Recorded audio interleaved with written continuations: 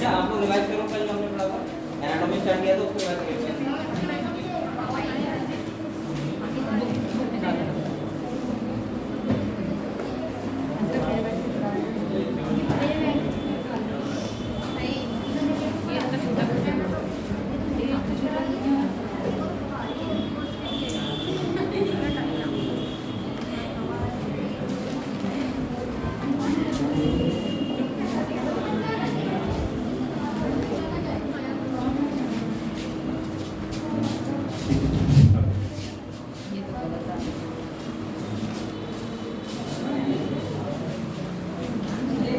हम लोगों ने चैप्टर स्टार्ट किया था एनाटॉमी ऑफ फ्लोटिंग प्लांट उसका रिवाइज करो।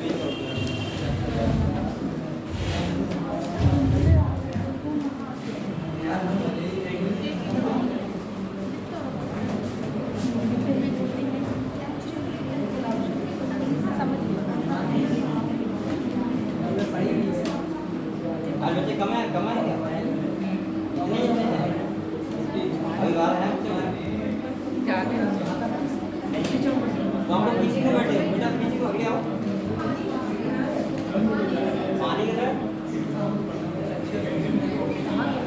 इधर भी है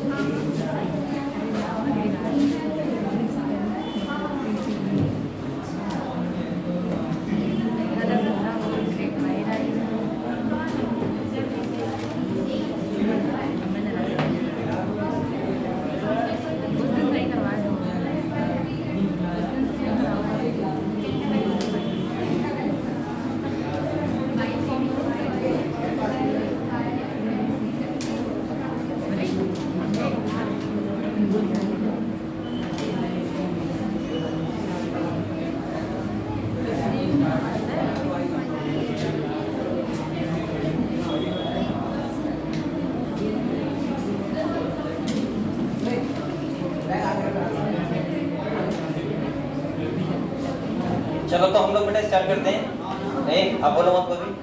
हम लोगों का चैप्टर जो हुआ था स्टार्ट हुआ था एनाटॉमी ऑफ फ्लावरिंग प्लांट।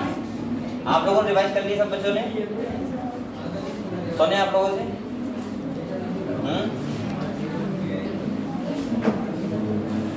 चलो बेटा आप बताओ, हम लोगों ने जो anatomy of flowering plant start किया है, मैंने कहा था फ्लावरिंग प्लांट कौन से डिवीजन में पाए जाते हैं? प्लांट किंगडम के कौन से डिवीजन में होते हैं? एंजियोस्पर्म में। ठीक है, पता है आप लोगों को? ठीक है, इसके बाद बेटा और बताओ, आप बताना। ये बताओ, कल मैंने एनाटॉमी का मतलब क्या बताया था? इंटरनल स्टडी, है ना? तो मैंने आपको टेस्ट सिस्टम पढ़ाया था। कितने टाइप का होता है टेस्ट सिस्टम?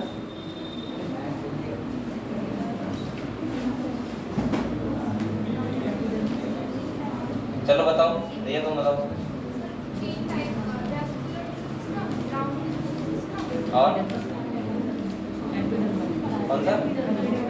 एपिडर्मल ना, एपिडर्मल, ग्राउंड टिश्यू सिस्टम और वेस्कुलर टिश्यू सिस्टम।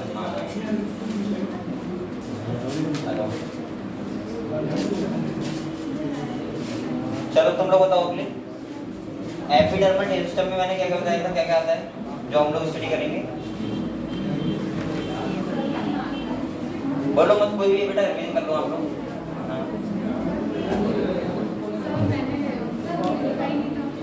देखा नहीं था। चलो आप लोग बताओ, आप आज पहली बार आए हो? तुम पहली बार आए हो? और 10-15 दिन हो गए मतलब? ए बोल रहा बेटा, शांत हो जाओ ना। कौन बोल रहा है? हाँ नहीं, यहाँ पे क्लास आज पहली बार आई हो? पहले आ चुके हो? अच्छा, तुम्हें पहली बार आया ना? क्या नाम है? अच्छा ठीक है। 12th हो गया तुम्हारा? 12th हो गया, कब हुआ था? 21 में। फिर तैयारी कर रहे हो? अच्छा, लास्ट बार पेपर दिया था? कितने नंबर आए थे? 300। ठीक है, तो मेहनत करो बेटा, ठीक है। चलो तुम बताओ, हम लोगों ने ग्राउंड सिस्टम में क्या क्या पढ़ना है हमको? ग्राउंड की बात कर रहा हूँ। हाँ,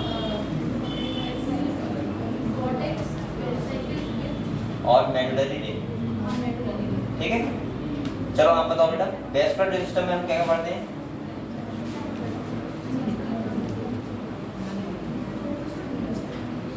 नहीं पता है? कोई दिक्कत नहीं, फर्स्ट क्लास हमारी, अगर पता हो तो बताओ।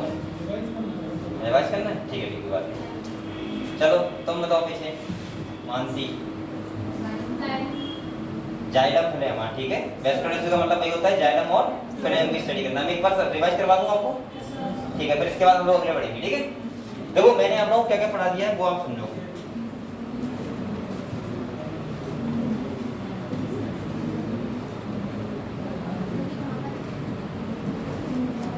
हम लोगों ने चैप्टर स्टार्ट किया, उसका नाम है एनाटॉमी ऑफ फ्लावरिंग प्लांट्स। मैंने कहा था बेटा, अगर आप मोनोकॉट प्लांट देखोगे या आप डाइकॉट प्लांट देखोगे, आपको इंटरनल स्ट्रक्चर डिफरेंट प्लांट का डिफरेंट मिलेगा। ऐसा आप नहीं कह सकते कि मोनोकॉट डाइकॉट प्लांट में इंटरनल जो स्टडी करोगे वो सेम होगी या सबके पास सेम टिश्यू होगा, ऐसा नहीं होता है। आपको पता होगा बहुत सारे जो मोनोकॉट होते हैं वो सेकेंडरी ग्रोथ नहीं करते हैं, डाइकॉट प्लांट सेकेंडरी ग्रोथ करते हैं। इसका कोई तो रीजन होगा। और जो जाइलम फ्लोएम का अरेंजमेंट हो गया या एपिडर्मल हो गया, वो भी क्या होता है? डिफरेंट। तो मैं एक बार आपको फिर से बता दे रहा हूँ। जैसे अगर हम बात करें, बेटा बोलो मत, आप लोग बोल कौन रहे हैं? अगर ये पूरा स्टेम ले लें, क्या ले लें? स्टेम ले लें, ठीक है, किसी भी प्लांट की। तो मैंने ये बताया था बेटा आपको,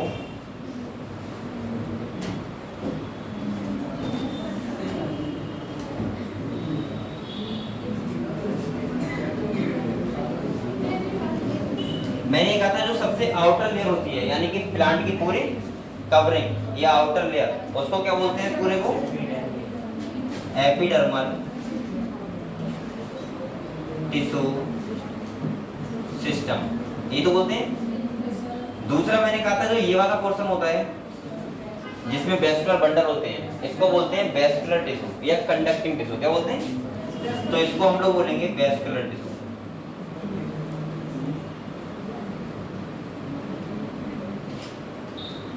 और मैंने कहा था अगर हम एपिडर्मल को और वेस्कुलर को हटा दें, जो बचता है उसे क्या बोलते हैं? Ground tissue system. ये बात समझे बेटा आप लोग? मैंने कहा था हमको क्या क्या पढ़ना है यहाँ पे, वो समझ लेते हैं एक बार। तो मैंने कहा था आपसे, अगर हम एपिडर्मल की बात करें तो मैंने आपको क्या क्या पढ़ाया था? एक तो आपको पढ़ाया था रूट हेयर, क्या बताया था बेटा? इसके बाद ट्राइकोम्स, इसके बाद हमारा हो गया स्टोमेटा, क्या हो गया? स्टोमेटा। और इसके बाद मैंने कहा था आप लोग जो हम पढ़ते हैं क्यूटिकल, क्या पढ़ते हैं?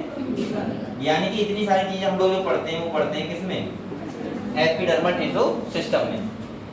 अगर वेस्कुलर की बात करूं तो यहाँ पे हम लोग पढ़ेंगे arrangement of xylem and phloem, यानी कि जाइलम और फ्लोएम का अरेंजमेंट कैसे हुआ है वो हम पढ़ेंगे, ठीक है। और ग्राउंड की अगर हम बात करें तो ये सब चीजें हटा दो, जो बीच में बचता है वो क्या होता है? ग्राउंड टिश्यू, जिसमें तुम्हारा कॉर्टेक्स रीजन आता है। इसके बाद तुम्हारा क्या आता है? मेडुलरी रे हो गया,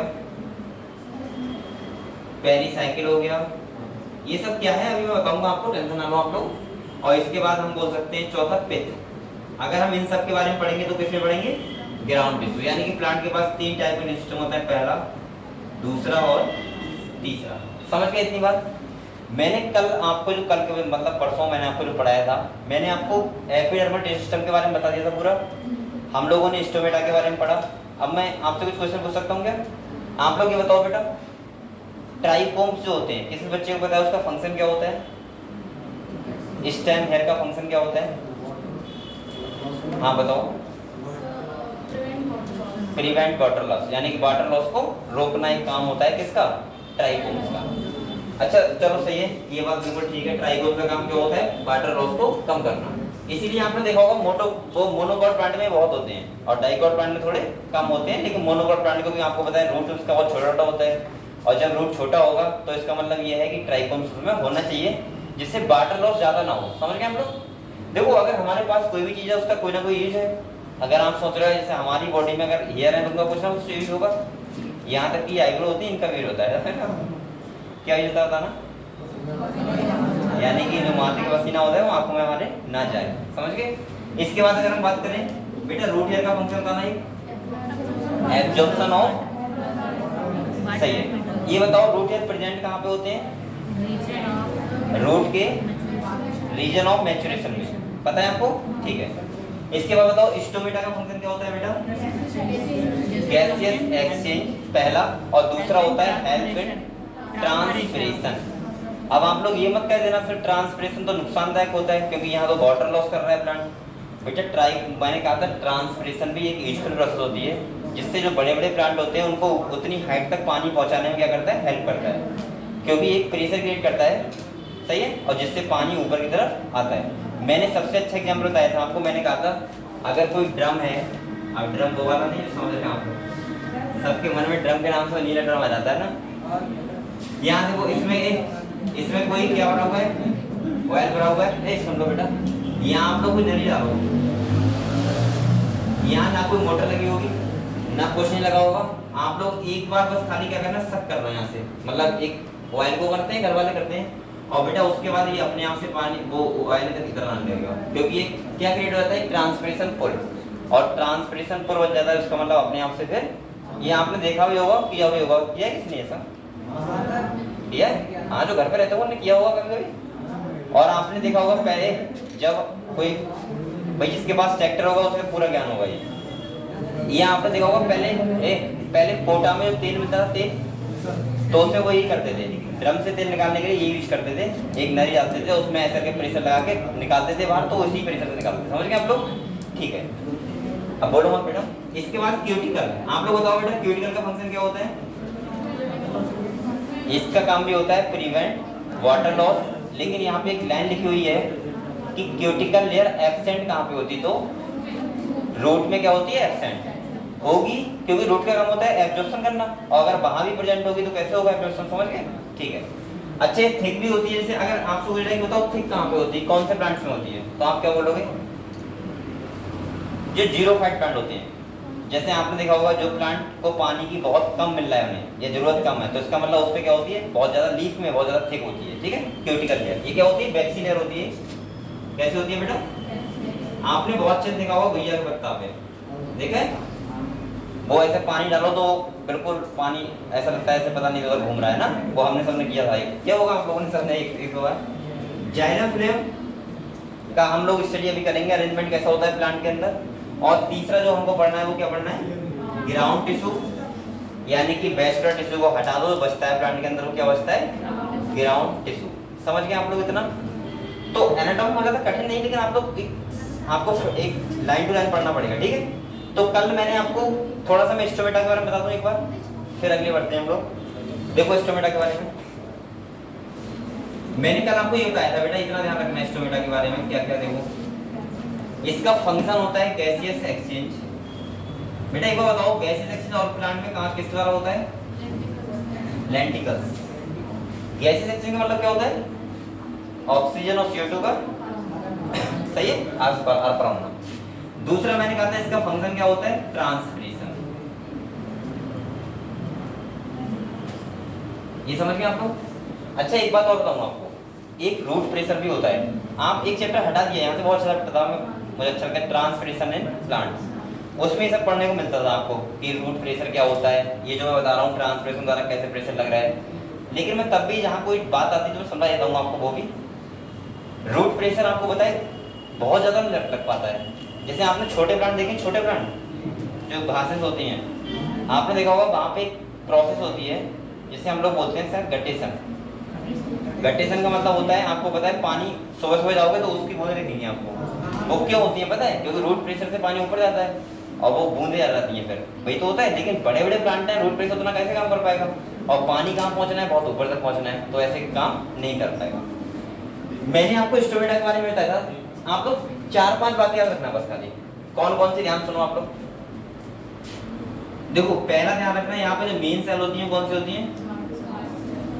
गार्ड सेल, सही है।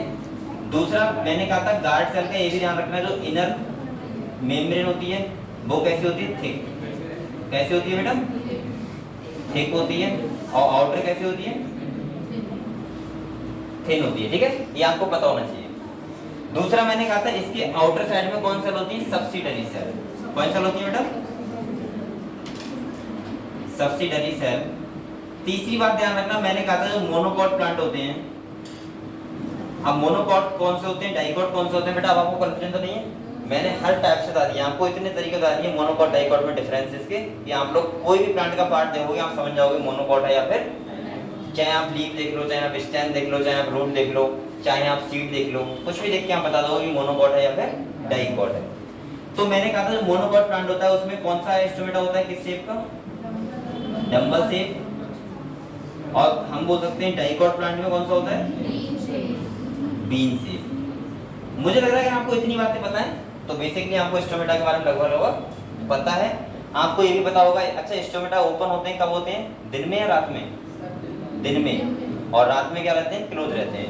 लेकिन उल्टा किस प्लांट में होता है? जीरोफाइट प्लांट में। जो आपने देखे जो रेगिस्तान प्लांट होते हैं, तो वहां पे उल्टा होता है, वहां पे रात में ओपन होते हैं, दिन में क्लोज रहते हैं। इसका मतलब ये होता है जिससे वाटर लॉस प्लांट का ज्यादा ना हो।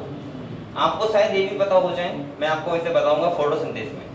आपको पता होगा एक साइकिल होता है कैम साइकिल। कौन सा साइकिल होता है? देखो, एक होता है C3 साइकिल, एक होता है C4 साइकिल, यानी कैल्विन साइकिल और हैच एंड सेलेक्ट पाथवे, जिसके द्वारा प्लांट क्या करते हैं? ग्लूकोज बनाते हैं। क्या बनाते हैं? जो जीरोफाइट प्लांट होते हैं, जिनमें स्टोमेटा दिन में बंद रहते हैं और रात में ओपन होते हैं, वो प्लांट में ना C3 होता है ना C4 होता है, वहां कौन सा होता है? CAM cycle. वहां मैं आपको फिर से इसका नाम लूंगा, तो आप लोग ध्यान रखना, ठीक है? ये मैंने यहाँ बता दिया, वहां बताऊंगा, ठीक है? तो हम लोगों ने स्टोमेटा के बारे में इतना पढ़ लिया था बेटा, ये क्लियर है आपको? तो मैंने किताब की स्टडी करवा दी थी आपको? नहीं पढ़ा? चलो इतना हो गया, उससे आगे बढ़ते हैं, फिर हम लोग पढ़ेंगे वेस्कुलर टिश्यू, ठीक है? चलो पढ़ लेते हैं। ये हटा दो। कोई लिख रहा है क्या? लिख रहा है कोई? लिखो।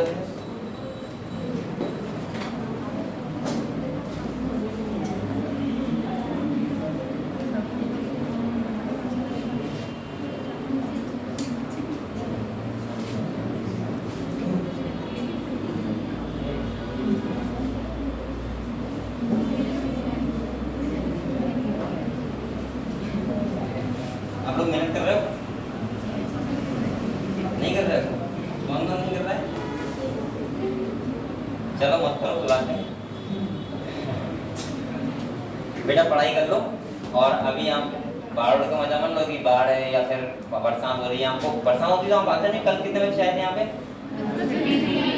छुट्टी हो गई थी, मुझे पता है। लेकिन अगर पढ़ाई होती तो कितने आते? सही बताओ बताइए।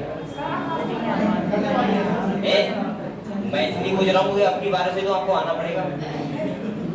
और मैं ये बात क्यों कह रहा हूँ? क्योंकि बेटा क्लास तभी लगती है 20+ स्टूडेंट होते हैं। अगर आप आओगे, अगर इससे कम आओगे, कितनी बार सुनेगा? 20+ आ गए तो हम क्लास लगेगी। अब आप समझ लो।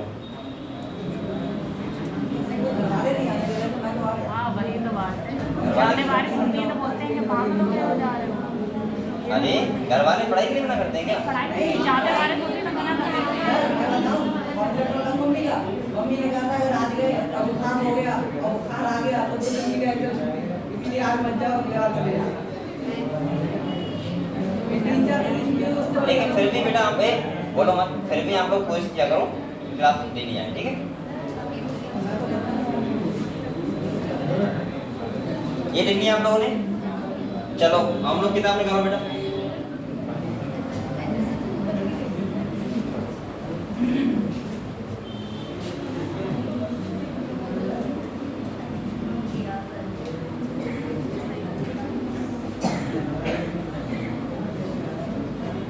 कहाँ तक पढ़ा था बताओ? ये सब पढ़ लिया था क्या हमने? चलो फिर बता दे रहा हूँ एक बार, ठीक है? चलो आ जाओ।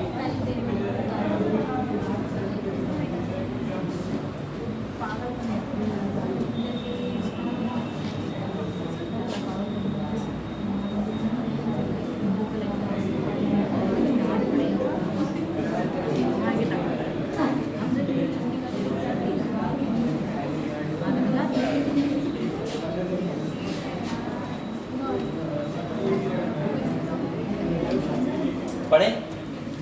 किताब है सबके पास? किताब आप लोग को पढ़ना चाहिए। चलो देखो, कह रहे हैं which form of continuous layer epidermis या यूनिटी सिंगल लेयर। कैसे होती है बेटा? ये सिंगल लेयर होती है। आउटर लेयर होती है, आपको पता है, पूरे प्लांट की होल कवरिंग होती है, तो हम बोल सकते हैं। अगले कह रहे हैं एपिडर्मस सेल आर पैरेन्काइमेटस होती है with a small amount of cytoplasm lining the cell wall and the large vacuole. मैंने कल आपसे कहा था पैरेन्काइमा, कोलिनकाइमा और स्क्लेरेन्काइमा, 3 टाइप के सेल होते हैं। तो आप लोग ध्यान रखो, जो पैरेन्काइमा होता है वो बहुत ज्यादा फ्लेक्सिबल होता है, कोलिनकाइमा थोड़ा कम होता है, और सबसे हार्ड पार्ट होता है वो कौन सा होता है? स्क्लेरेन्काइमा। तो आप लोग ध्यान रखना कि यहाँ पे कौन सा होता है? पैरेन्काइमा होता है। हालांकि आपको सिलेबस हटा दिया है, वैसे हम लोग टिश्यू बारे में पहले पढ़ते थे, लेकिन अब यहाँ पे नहीं है। कह रहे थे outside of the epidermis is often cover with a vaccine thick layer, जिसे क्या बोलते हैं हम लोग? क्यूटिकल। तो मैंने कहा था बेटा, अगर एपिडर्मिस है उसके ऊपर एक थिक वैक्सी लेयर होती है, जिसे हम लोग क्या बोलते हैं? क्यूटिकल। सही है। इसका काम क्या होता है? यहाँ पे स्टार बनाओ आप लोग, prevent the loss of water, यानी कि वाटर को प्लांट से ज्यादा लॉस ना हो, इसलिए उसको क्या करती है? रोकती है।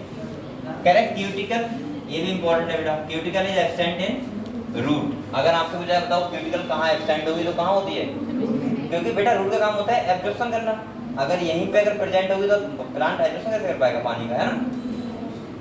अब अगले कह रहे हैं stomata are structure present in the epidermis of leaf. Stomata regulate the process of transpiration and gaseous. तो 2 काम होते हैं। पहला क्या होता है? ट्रांसपिरेशन को हिंदी में बोलते हैं बाष्पोत्सर्जन। आपने बहुत पढ़ा होगा ना, छोटे एग्जाम पढ़ा होगा कि बहुत ज्यादा बाष्पोत्सर्जन करते हैं plant. Each stoma is composed of 2 bean shape. कितनी सेल होती हैं? 2 बीन शेप सेल होती हैं। क्या बोलते हैं? Guard cell which enclose stomatal pore. In grasses the guard cell are dumbbell shape. कैसे होती है मैडम? और आपको पता है ग्रास कैसे प्लांट होते हैं? मोनोकॉट। समझ गए? और अगले कह रहा है the outer wall of guard cell away from the stomatal pore are thin and the inner wall कैसे होती है? थिक। और बेटा ये स्टेटमेंट क्वेश्चन दे सकता है नीट में, ध्यान रखना। इनर कैसे होती है? थिक। और आउटर कैसे होती है? थिन। ये आपको ध्यान रखना है। कह रहा था गार्ड सेल प्रोसेस क्लोरोप्लास्ट के बाद क्लोरोप्लास्ट होते हैं regulate the opening and closing of stomata. मैंने कहा था अगर वाटर आता है तो ये क्या होता है? अपने शेप में रहता है, और क्या रहता है? ओपन। और जब वाटर बाहर निकलता है उसका मतलब क्या रहता है? अच्छा एक बात हम और पढ़ेंगे, जैसे मैं आपको बताऊंगा फैक्टर अफेक्टिंग ऑफ फोटोसिंथेसिस से पढ़ाऊंगा आपको, तो वहां पे एक रोल आएगा वाटर का, कि वाटर का भी रोल होता है किसमें? फोटोसिंथेसिस को अफेक्ट करने में। तो वहाँ एक लाइन लिखी हुई है अच्छी, वहाँ लिखा हुआ है कि वाटर जो होता है वो प्लांट पे डायरेक्ट इफेक्ट नहीं डालता है, इनडायरेक्ट डालता है। इनडायरेक्ट कैसे डालता है? अगर पानी आप प्लांट को नहीं दोगे, आपने मोनोकॉट प्लांट में देखा होगा, आपने देखा होगा जब पानी हम प्लांट को नहीं देते हैं तो प्लांट जो होता है उसकी लीफ कैसे जाती है? कर्ल हो जाती है। कर्ल का मतलब होता है मुड़ना। देखा है आपने? और मुझे लगता है बहुत सारे फार्मर यानी कि वो यही देख के पता लगाते हैं कि कब पानी लगाना है। जैसे गन्ना देखा उनने, अगर लीफ मुड़ रही है उसका मतलब क्या कहते हैं? कि अब पानी लगाना है प्लांट में, है ना? देखा होगा आप लोगों ने। अब वो क्यों मुड़ जाती है उसका मतलब यही तो होता है बेटा। अब देखो इनडायरेक्ट कैसे नुकसान करता है। आप लोग बताओ, अगर लीफ कर्ल हो जाएगी तो उसका लीफ का सरफेस एरिया कम नहीं हो जाएगा? इसका मतलब लाइट नहीं पड़ेगी। दूसरा, अगर पानी नहीं दोगे आप प्लांट को तो स्टोमेटा कैसे हो जाएंगे? क्लोज, जिससे प्लांट सही से क्या नहीं कर पाएगा? गैसियस एक्सचेंज नहीं कर पाएगा। तो इसका मतलब सिंपल सा है कि पानी की जो प्लांट को जरूरत पड़ती है वो डायरेक्टली नहीं लेकिन इनडायरेक्टली बहुत ज्यादा इफेक्ट डालता है। समझ गए आप लोग? डायरेक्टली नहीं लेकिन इनडायरेक्टली। वहां भी क्या लिखी इसके बारे में? There is sometime a few epidermal cell in the vicinity of the guard cell become specialized in their shape and size and are known as subsidiary cell। मैंने कहा था आउटर साइड में क्या होती है? सबसिडियरी सेल्स होती है जो रेगुलेट किसको करती हैं? Guard cell. कह रहे थे stomatal aperture guard cell and the surrounding subsidiary cell are together called stomatal apparatus. और जो यहाँ पे 2 डायग्राम दिए हुए हैं आप लोग देख सकते हो आराम से, ठीक है? देखो यहाँ पे, वैसे मैंने कल बनवाया था आपको, देख सकते हो आप लोग। देखो ये क्या है बेटा? ये गार्ड सेल है इसके बाद ये वाली कौन सी है, सब्सिडरी, और जो बाहर है वो कौन सा है, एपिडर्मल सेल। इसके बाद ये क्या है, स्टोमेटल कोर है। और इसके बाद मैंने कहा था यहाँ पे देखो ये थिक है और ये कैसी है, थिन है, पता है आपको। और यहाँ पे बीन शेप की है, बस यहाँ पे कैसी है, डम्बल से, बस इतना डिफरेंस है। ये किस में होता है, मोनोकॉट में, और ये किस में होता है बेटा, डाइकॉट में। बस इतना आपको ध्यान रखना है, समझ गए, क्लियर आपको, ठीक। अगले देखो, अगले हमारा टॉपिक आता है रूट हेयर। रूट हेयर के बारे में मैंने दो बातें बताई खाली, बस ध्यान रखना आप लोग। रूट हेयर का काम क्या होता है, absorption of water and minerals. दूसरा ये प्रेजेंट कहाँ पे होते हैं, तो रीजन ऑफ मैच्योरेशन। सही, ये क्वेश्चन नीचे में आ चुका है।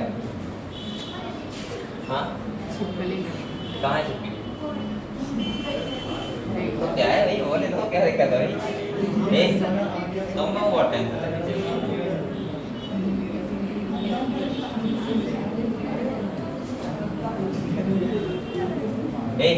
यहाँ देखो, अरे छोटी सी है तो होगी, क्या दिक्कत है। चलो ठीक है, अगली करें cells of epidermis bear number of hairs. The root hair are unicellular कैसे होते हैं, और elongation of the epidermal cell and help absorb water and minerals from the on the stem में कौन सेल होते हैं बेटा, ट्राइकोम्स। और कह रहे हैं trichomes in the shoot system are usually multicellular होते हैं। ये दोनों पॉइंट ध्यान रखना, मल्टीसेलुलर और यूनिसेलुलर। इसके बाद देखो कह रहा है दे में बी ब्रांच और अनब्रांच एंड सॉफ्ट और स्टिफ, they may even be secretory, the trichomes help in preventing water loss due to, इसीलिए ये होते हैं मोनोकॉट प्लांट में बहुत ज्यादा, समझ गए। तो इन्हें हम लोग बोलते हैं स्टेम हेयर, क्या बोलते हैं। तो आपको ध्यान रखना है रूट हेयर कैसे होते हैं, यूनिसेलुलर, ट्राइकोम्स कैसे होते हैं, मल्टीसेलुलर। रूट हेयर का काम होता है absorption of water and minerals from the soil, और बेटा ट्राइकोम का काम होता है prevent the water loss. Clear हुआ इतना। अगर आपको इतनी बातें पता है तो बस यहीं से क्वेश्चन जो भी आएगा आप कर सकते हो, ठीक है। अब हम लोग नेक्स्ट टॉपिक पढ़ेंगे, जो पढ़ेंगे ग्राउंड टिश्यू। अब यहाँ पे ग्राउंड टिश्यू सिस्टम के बारे में बस इतना ही दिया हुआ है खाली। यहाँ पे इतना क्यों है सुनो, क्योंकि आपको पता होना चाहिए अगर यहाँ पे जो हम लोग पढ़ेंगे ट्रांसवर्स सेक्शन पढ़ेंगे, टीएस स्टेम का पढ़ेंगे, लीफ का पढ़ेंगे, रूट का पढ़ेंगे, तो वहां पे मैं आपको दिखाऊंगा कॉर्टेक्स रीजन कौन सा है, पेरिसाइकिल कौन सा है और मेडुलरी रे कौन सा है। अभी आपको खाली बताया गया है, यहाँ पे इतना बताया गया है खाली कि वेस्कुलर टिश्यू और एपिडर्मल टिश्यू को हटा दो तो जो पार्ट बचता है उसे हम लोग क्या बोलते हैं, ग्राउंड टिश्यू सिस्टम, ठीक है। अच्छा अगर मैं थोड़ा सा आपको और बताऊं, आपको जो आप लोग देखते हो, जैसे अगर मैं आपसे पूछ रहा हूँ खाली डाइकॉट प्लांट है कोई, ठीक है, मोटा सा प्लांट है और वो कटता है तो आपको पता होगा, आपको दिखता है वो लकड़ी लकड़ी होती है, वो सबको पता है लकड़ी होती है। जो बीच वाला एरिया होता है वो प्लांट का कौन सा पोर्शन होता है पता है आपको, ग्राउंड टिश्यू तो आप बोल रहे हो, लेकिन वैसे अगर मैं पूछूं तो क्या होता है, चलो मैं ऑप्शन दूं आपको, दे दो, जाइलम, फिलोएम, इसके बाद और बता रहा हूं मेडुलरी रे, और चलो और ले लो एक कॉर्टेक्स रीजन। चलो बताओ, चार ऑप्शन दे दिए, बताओ। नहीं, वो होता है जाइलम, आपको पता है बात। देखो सुनो आप लोग ध्यान से, अच्छा एक बहुत अच्छा आपको पता है, आपके सिलेबस में बहुत अच्छा एक पोर्शन था जो डिलीट हो गया, जिसको हम बोलते थे सेकेंडरी ग्रोथ, जो अब नहीं पढ़ाया जाता, ठीक है। मैं आपको थोड़ा सा बता रहा हूँ, आप लोग बेटा प्लांट की हाइट देख सकते हो आराम से, बहुत सारी हाइट का मतलब बोलता हूँ मैं एज। आपको पता है आप प्लांट की एज कैसे पता लगा सकते हो अगर आपसे पूछा जाए तो, रिंग, जो रिंग होती है उनको काउंट करके आप प्लांट का एज का पता, क्योंकि आपको पता होना चाहिए एक रिंग एक साल में बनती है। जो प्लांट होते हैं आप रिंग देखी होंगी ऐसे, जैसे कोई स्टेम होती है, बेटा बोलो मत आप लोग, तो यहाँ पे आप देखोगे ऐसे रिंग होती है, जब आप देखोगे तो आपको दिख जाएंगी आराम से। इन्हें बोलते हैं एनुअल रिंग, और ये एक साल में कितनी रिंग बनती है, एक। अगर कोई प्लांट कटे हो आप लोग आराम से अगर गिन सको तो आप लोग बड़े आराम से गिन सकते हो, और अगर आपने गिनी 10 रिंग है तो उसका मतलब प्लांट कितने साल का है, 10 साल का। इसका रीजन क्या है पता है आपको, बेटा प्लांट जो ग्रोथ करता है वो देखो दो सीजन होती है, कितनी सीजन होती है, दो। एक होता है विंटर सीजन, एक होता है समर सीजन। सही है। समर सीजन जो होता है उसमें प्लांट बहुत तेज ग्रोथ करता है कंपेयर टू विंटर सीजन के।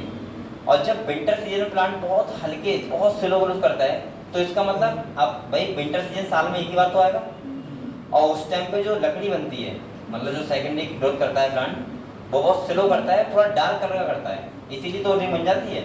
अब आप लोग खुद बताओ, इधर देखो, आप लोग ऐसा समझना, जैसे सपोज मैंने ऐसे रिंग है पड़ी, ठीक है, आप लोग यहाँ देखो, जो ये वाला लकड़ी है, ये वाला ये है समर वाला जो गर्मी में प्लांट ने ग्रोथ किया है, और जो ये वाला लकड़ी ये वाला ये कौन सा वाला है, विंटर वाला। इसको बोलते हैं ऑटम वुड या फिर बोलते हैं एक वुड और है शायद भूल रहा हूँ, स्प्रिंग वुड, ठीक है। तो यहाँ पे ये विंटर सीजन में ग्रोथ किया है। अब आप लोग बताओ विंटर सीजन एक ही बार तो आएगा साथ में, तो इसका मतलब एक ही बार रिंग बनेगी, फिर अगली रिंग कब बनेगी, अगली साल अगली रिंग। अब मैं क्यों बोल रहा हूँ कि जायलम होता है प्लांट में सारा, आपको ये पता होगा, अगर आप सेकेंडरी आप प्लांट देखोगे मोटे मोटे प्लांट, आप क्या करना उसका बाहर का पोर्शन क्या करना हटा देना, वो प्लांट डेड हो जाएगा, मतलब प्लांट सूख जाएगा। पता है क्यों, क्योंकि आपने क्या हटा दिया, फ्लेम हटा दिया। अब आपको समझाऊं थोड़ा सा, समझो तो आपको अच्छा लगेगा। देखो यहाँ पे ये बेटा क्या है, कोई प्लांट है, क्या है, प्लांट है। अच्छा ये बताओ प्लांट जो सेकेंडरी ग्रोथ करता है तो वो कब करता है, जब किसी प्लांट में कैम्बियम रिंग प्रेजेंट होती है। सही है, ये तो पता है आपको। और आपको ये भी पता होना चाहिए, अगर ऐसे मैं वैस्कुलर टिश्यू बना रहा हूँ तो आपको शायद पता होगा कि जो अंदर वाला पोर्शन होता है वो जाइलम होता है, बाहर क्या होता है, फ्लोएम। पता है आपको, ये देखो ये वाला क्या है, फ्लोएम,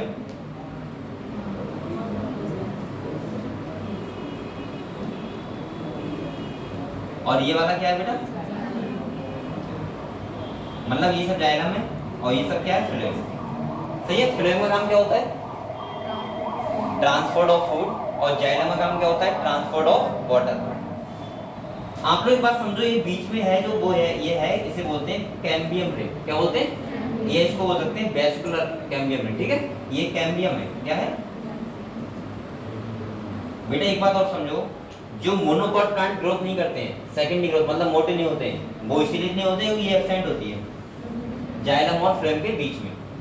अगर ये प्रेजेंट है, सही है, तो प्लांट का आपको पता होगा पहले करता है प्राइमरी ग्रोथ और बाद में करता है सेकेंडरी ग्रोथ। प्राइमरी ग्रोथ का मतलब होता है प्लांट लंबाई बढ़ेगा पहले और बाद में मोटाई बढ़ेगा। ये बात समझे आपको। अब जब प्लांट सेकेंडरी ग्रोथ करता है तो ध्यान रखना आप लोग, जो कैम्बियम रिंग होता है, सही है, इसके जो इनर साइड वाले सेल होते हैं वो डी डिफरेंशिएट करते हैं। क्या करते हैं, डी डिफरेंशिएट मतलब होता है कि दोबारा से सेल डिवाइड करने लगते हैं। एक बार डिफरेंशिएट करके दोबारा से डी डिफरेंशिएट करते हैं और सेल क्या करने लगते हैं, डिवाइड। और जब सेल डिवाइड करेंगे तो पता है कैसे करेंगे, ये वाले सेल बढ़ रहे हैं लगातार, तो ये प्लांट ऐसे ग्रोथ करता है, ऐसे, समझ रहे हो। तो जब प्लांट बहुत एज का हो जाता है तभी तो प्लांट की एक एज बहुत ज्यादा, जिस प्लांट की ज्यादा एज होती है तो ये फ्लोएम पता है कहाँ जाता है, बिल्कुल यहाँ पे।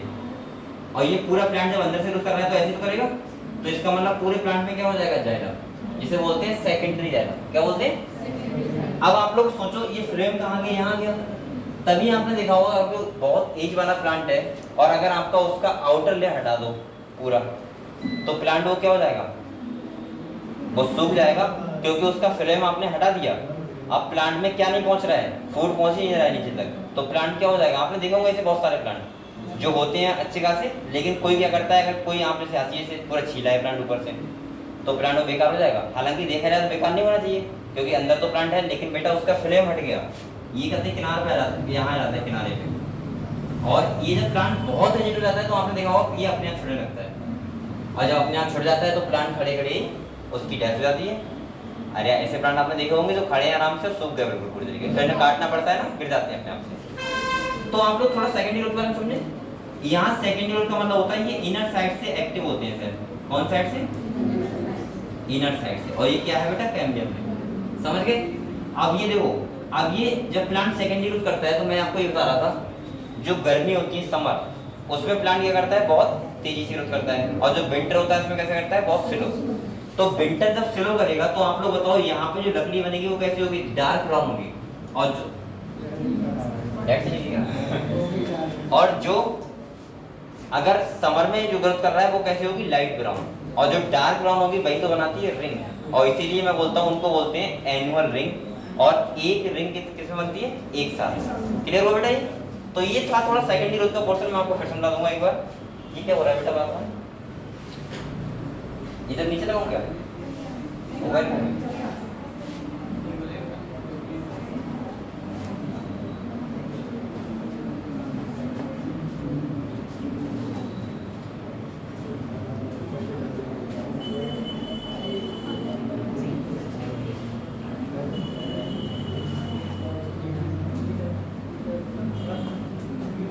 प्लांट वाला पोर्शन भी अच्छा लगता है पढ़ने में अगर आप बहुत इंटरेस्ट से पढ़ोगे तो। वैसे बच्चे के सोचते हैं प्लांट क्या पढ़ना, हम तो डॉक्टर बनेंगे, ऐसा सोचते नहीं, लेकिन पहले तो हम एक बेटा बार बार होगा। कोई जाना उन्हें बुला के लाना, जाना होगा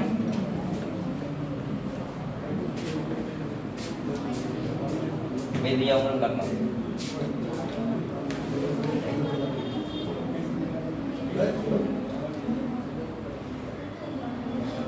और प्लांट के जो प्लांट का पोर्शन है वो देखा जाए तो बेटा एनिमल से भी ज्यादा इंटरेस्टिंग और ज्यादा कठिन भी है, हार्ड भी है। जैसे आप पढ़ोगे फोटोसिंथेसिस, आप लोग पढ़ोगे रेस्पिरेशन, अभी तो बहुत चैप्टर प्लांट के डिलीट कर दिए, वरना प्लांट का बहुत पोर्शन था जी। बार बार क्यों होता है, 2-3 बार होता है, देखिए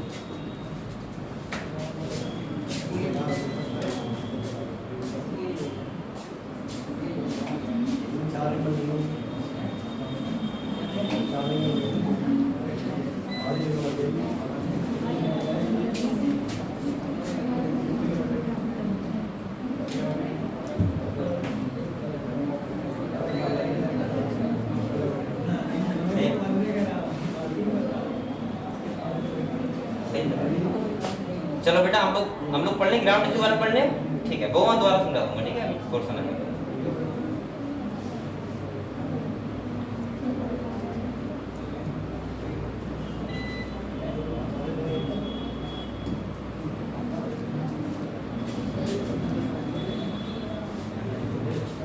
तो हम लोग ग्राउंड टिश्यू वाले पढ़ने एक बार क्या क्या लिखा हुआ है, देखो खाली समझ लेते हैं क्या क्या लिखा हुआ है।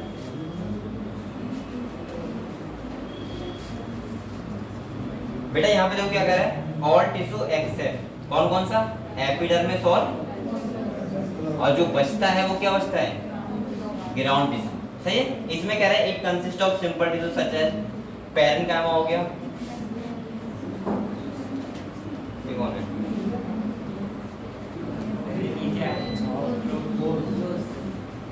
यहाँ देखो बेटा कह रहा है ग्राउंड टिश्यू,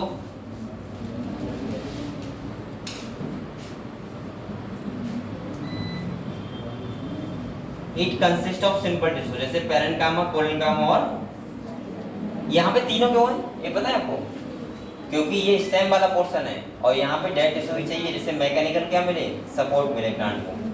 अगले कह रहा है parenchymatous cell are usually present in cortex, pericycle, pith and medullary ray. अब आप लोग अगर ये समझ में आ रहा है सर कॉर्टेक्स क्या होता है, पेरिसाइकिल क्या होता है, पिथ क्या होता है, मेडुलरी रे क्या होता है, तो हम लोग अभी पढ़ेंगे, इंटरनल स्टडी करेंगे, टीएस पढ़ेंगे, तो वहां पे मैं आपको समझाऊंगा बहुत अच्छे से, ठीक है।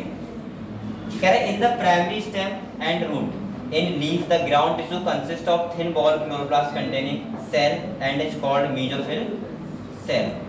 आपको मैंने एक बात कही थी, सुनो, मैंने कहा था प्लांट यंग होता है, तो आपको पता है स्टेम भी क्या करता है, फोटोसिंथेसिस, पता है आपको स्टेम भी क्या करता है, क्योंकि आपने बहुत सारे प्लांट देखे होंगे जो स्टार्टिंग में कैसे होते हैं, ग्रीन होते हैं, होते नहीं होते, और वो बाद में कैसे हो जाते हैं, फिर ब्राउन हो जाते हैं। तो स्टार्टिंग में प्लांट का फोटोसिंथेसिस का पोर्शन कौन सा है, स्टेम भी एक फोटोसिंथेसिस का पार्ट होता है जो हेल्प करता है फोटोसिंथेसिस में, सही है।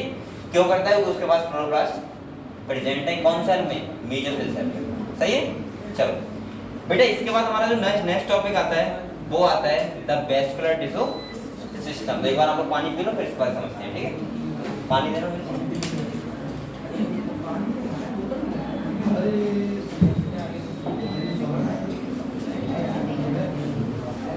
जितना पढ़ा एक बार आप लोग रिवीजन भी कर सकते हो जल्दी से, फिर आप लोग अगले बढ़े।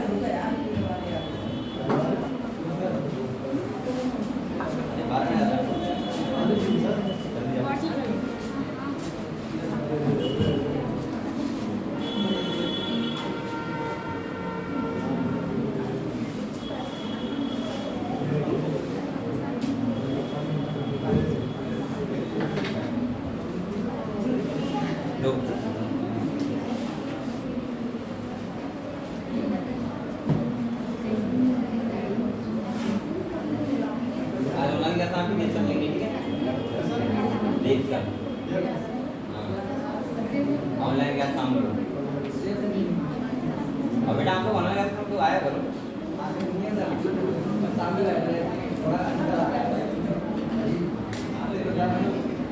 काम कर देते क्यों?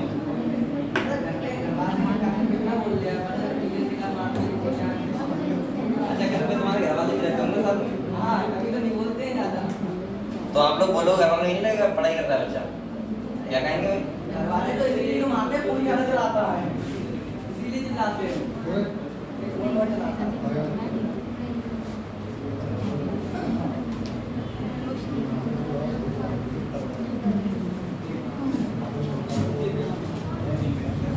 तो हम लोग जो नए टॉपिक पढ़ते हैं वो पढ़ते हैं हम लोग कौन सा? वेस्कुलर टिश्यू सिस्टम, ठीक है। इसको मैं थोड़ा सा अलग तरीके से पढ़ा रहा हूँ, ठीक है। यहाँ पे अब बोलो मत, ध्यान से, मैंने कहा था पानी पी लो आराम से। वेस्कुलर टिश्यू आपको ऐसे समझ, ऐसे थोड़ा सा पढ़ेगी समझ में आ जाएगा, लेकिन मैं थोड़ा सा अलग तरीके से समझा रहा हूँ आपको, ठीक है। देखो कैसे होता है।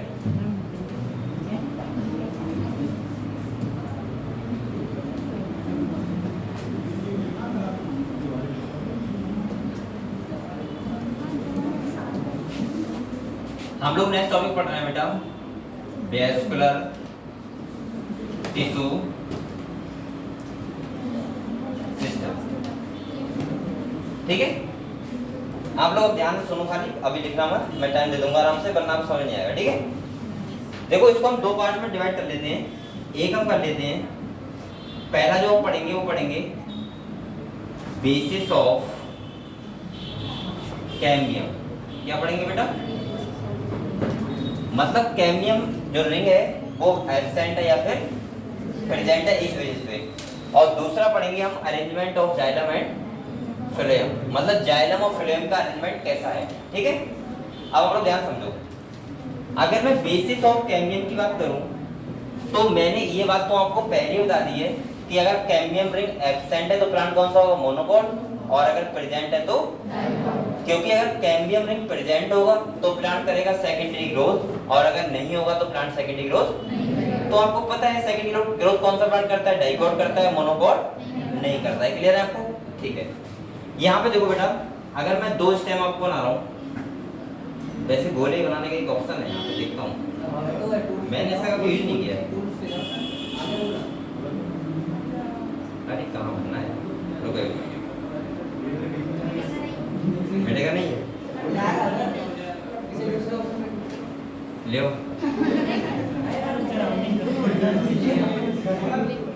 रखो है तो क्या पढ़ रहे हैं हम लोग?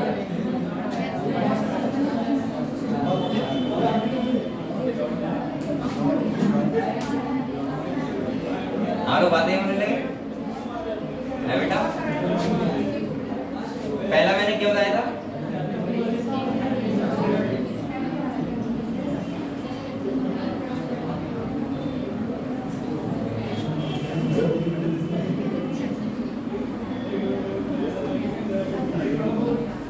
देखो यहाँ पे समझ लो, आपको मैं ऐसे बना दे रहा हूँ।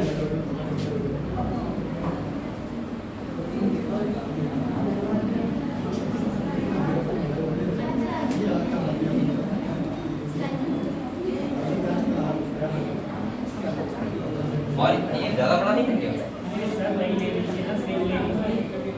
अरे ठीक है, समझो आप। और ये क्या भाई, इधर है, यहाँ पे देखो आप लोग, यहाँ पे खाली इतना समझते हैं हम लोग,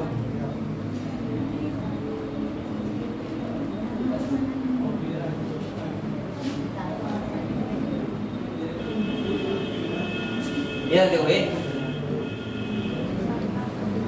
यहाँ देखो आप लोग, अगर बीच में ये रिंग है, क्या है बेटा? रिंग है, सही है। इसको क्या बोलते हैं? Cambium ring. क्या बोलते हैं? मतलब मैं बोल सकता हूँ अगर जाइलम फिलोएम को कैम्बियम रिंग डिवाइड कर रही है यहाँ पे, ठीक है, तो मैं यहाँ साफ साफ लिख दे रहा हूँ बेटा, बोलो मत आप, कैम्बियम रिंग यहाँ पे क्या है? प्रेजेंट, क्या है? और आप लोग बताओ बेटा, अगर मैं यहाँ देखूं तो ये वाला पोर्शन जो होगा वो क्या है? ये वाला है फिलोएम, क्या है?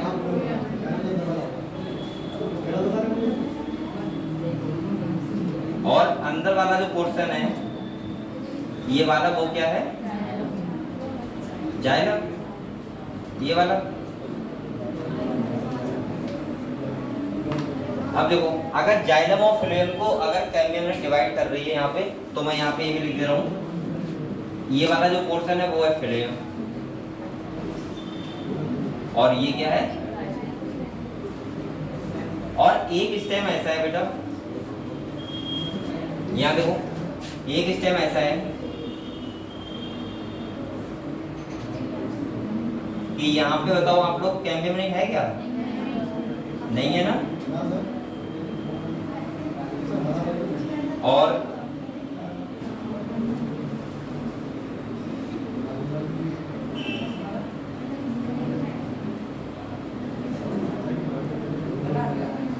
देखो यहाँ पे ये वाला क्या है बेटा, और ये क्या है, लेकिन यहाँ पे कैम्बियम रिंग क्या है, एब्सेंट। अगर देखो जहां कैम्बियम रिंग प्रेजेंट हो, कैम्बियम रिंग एब्सेंट हो, तो जहां पे प्रेजेंट होती है उसको, उस टाइप को बोलते हैं हम लोग, इसको बोलते हैं कॉन्जॉइंट ओपन टाइप। क्या बोलते हैं बेटा? अब कॉन्जॉइंट क्यों बोला है? क्योंकि ये सेम रेडियस पे हो जाएगा फ्रेम। अगर मैं यहाँ पे देखूं तो आप लोग बताओ सेम रेडियस पे नहीं है क्या? देखो जाइलम फ्रेम है, नहीं है? इसका मतलब ये क्या है, कॉन्जॉइंट है, और दूसरा ये कैसा है, ओपन टाइप। अगर कैम्बियम रिंग है तो ओपन टाइप, और अगर कैम्बियम रिंग नहीं है तो उसको हम लोग बोलते हैं कॉन्जॉइंट क्लोज टाइप। अब आप लोग बताओ, अगर यहाँ पे कैम्बियम रिंग है तो याद करना सुनना है, इसका मतलब ये ओपन टाइप है, और ओपन टाइप है तो इसका मतलब ये कौन से प्लांट में होगा, डाइकॉट में, क्योंकि डाइकॉट में कैम्बियम रिंग प्रेजेंट होती है। तो मैं इसलिए लिख रहा हूँ ये होगा प्रेजेंट डाइकॉट प्लांट में, और ये वाला कौन सा प्लांट में होगा। और आप लोग बेटा ये मत लिखो प्लांट, आप लोग लिखो स्टेम, क्योंकि स्टेम में प्रेजेंट होता है। और ये कौन से स्टेम में होगा, ये बात समझे आप लोग? पहला टाइप समझ गए, कॉन्जॉइंट ओपन और कॉन्जॉइंट क्लोज। अब आप लोग सेकंड पोर्शन देखो, जो हम लोग सेकंड बात करते हैं, सुन लो पहले, आराम से, ठीक। अगर मैं दूसरा बात करूं तो हम लोग बात करते हैं basis of arrangement of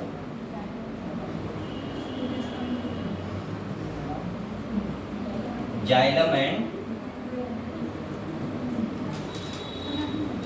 phloem. अब देखो मैं फिर से दो बना रहा हूँ, दो गोले बना रहा हूँ। एक में बना रहा हूँ ये वाला, और ये कौन सा है, ये वाला। अब बेटा यहाँ पे देखो,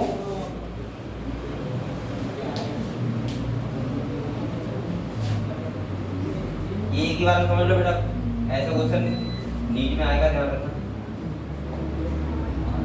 अब यहाँ देखो क्या है डिफरेंस, क्या है वो समझ लो आप लोग। बेटा यहाँ पे आप लोग, यहाँ पे हमें इससे मतलब नहीं कैम्बियम रिंग है या फिर नहीं है, यहाँ हम लोग देख रहे हैं दूसरा टाइप का, देख रहे हैं अरेंजमेंट कैसा है। तो आप लोग बताओ ये क्या होगा बाहर, फ्लोएम, ये तो होगा, और ये अंदर साइड में क्या है, जाइलम है। मैं यहाँ की बना दे रहा हूँ, इससे आपको अलग डिफरेंस मतलब देखने को मिले, ठीक है। अब दूसरा सुनो, यहाँ पे बेटा ये पूरा क्या है, जाइलम, और यहाँ पे ये वाला क्या है पूरा। आप लोग बताओ बेटा, जाइलम फ्लोएम यहाँ पे सेम रेडियस पे नहीं है क्या? सेम रेडियस का मतलब सेम पे देखो है नहीं, और यहाँ पे क्या है, डिफरेंट रेडियस पे। देखो फ्लोएम इस वाले पे और जाइलम किधर, इस साइड, डिफरेंट पे है ना।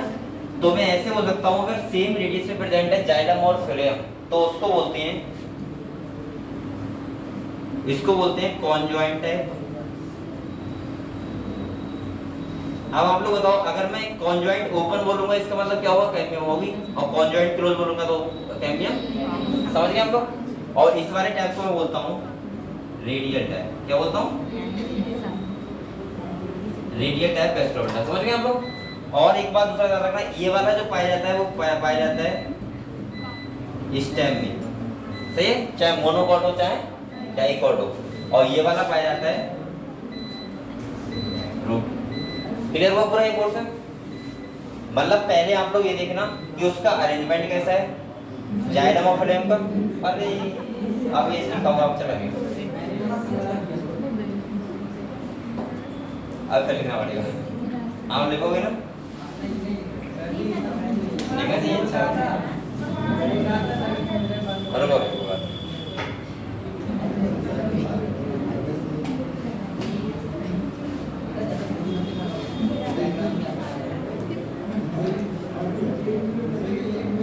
ये होगा ना ऐसा लाइट जाती है क्या?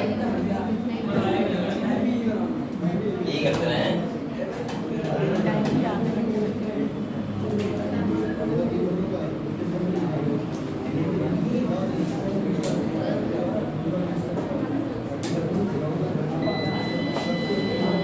मेरा लाइट नहीं है।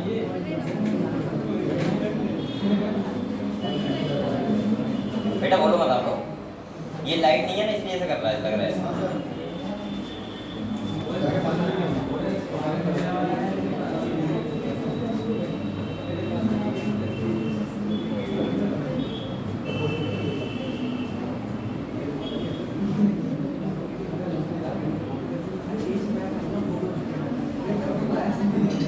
इससे पहले मैं लिखवाई देता वो वाला है एक करके, अब दोबारा करना पड़ेगा ऐसा। सेव नहीं होता है, वही दिक्कत है।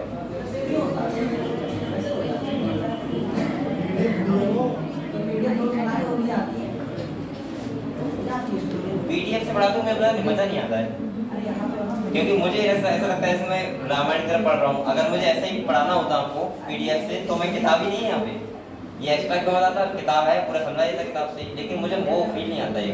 बच्चों को समझ ज़्यादा आनी चाहिए, किताब तो आप घर पे जाकर पढ़ लोगे। आ जाएगा, आ जाएगा कैसे भी है, लिखा हुआ नहीं है, देखिए पीछे देखिए, अरे वो एक आ रहा है, कैसे हो जाएगा? हाँ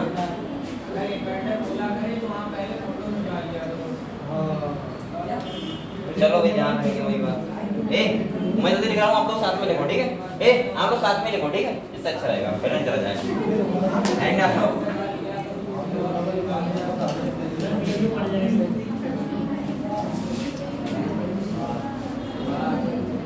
क्योंकि मुझे लग रहा है यहाँ से एक क्वेश्चन आएगा, बोलो मत आप लोग, मुझे ऐसा लग रहा है यहाँ से एक क्वेश्चन आएगा, इसलिए थोड़ा सा मेहनत से पढ़ा रहा हूँ ये वाला बोर्ड। पहला मैंने क्या बताया था, बेसिस ऑफ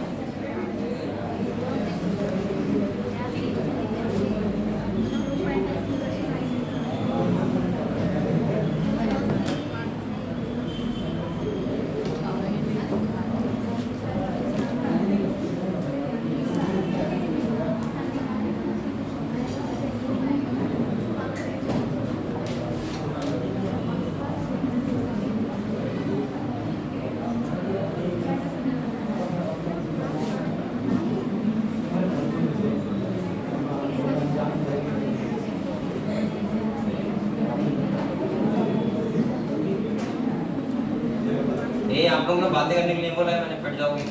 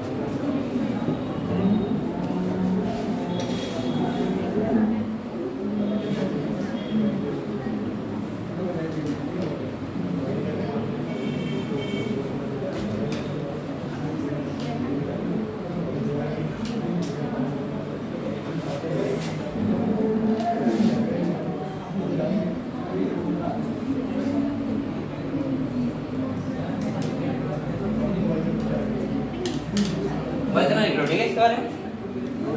ऐसे लिख लो।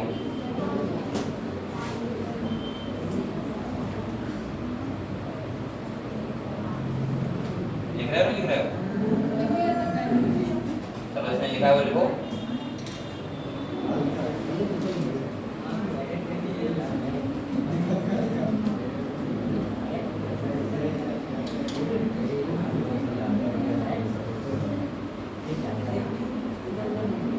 आप लोग बेटा 12 एक बाद में कर लेंगे चलो। और आप लोग बेटा ये मत समझो पोर्शन कोई भी आसान में समझा, अगर क्वेश्चन आएगा गलत हो जाएगा ध्यान रखना। इसीलिए बार बार आपको लाइनों को पढ़ो, बार बार मैंने बार बार बोला रफ कॉपी लेके आओ, आप लोग लिख के याद करो, लिख के हर एक लाइन इंपॉर्टेंट है एनसीईआरटी। 600 प्लस नंबर लाना इतना आसान नहीं होता है, ध्यान रखना। 200 300 लगा सकते हैं आप लोग, 300 लगा सकते हैं, लेकिन 300 प्लस जाओगे 400 प्लस तो आपको बहुत मेहनत करनी होगी। और मैंने कहा है सिलेक्शन जो होता है 2-2 नंबर से रह जाता है बच्चे का। 1 नंबर से मेरे दोस्त का रह गया था, 1 नंबर से, और उसको मिला था बीएमएस, बताया था आपको, बीएमएस मिला था और एमबीएस मिलने वाला था। तो इसीलिए मैं कह रहा हूँ आप लोग बेटा इतनी मेहनत करो कि आपका यहाँ पे ना रह जाएगी 1 नंबर, 5 नंबर, 10 नंबर, 20 नंबर, वरना जिंदगी भर सो नहीं पाओगे सही से।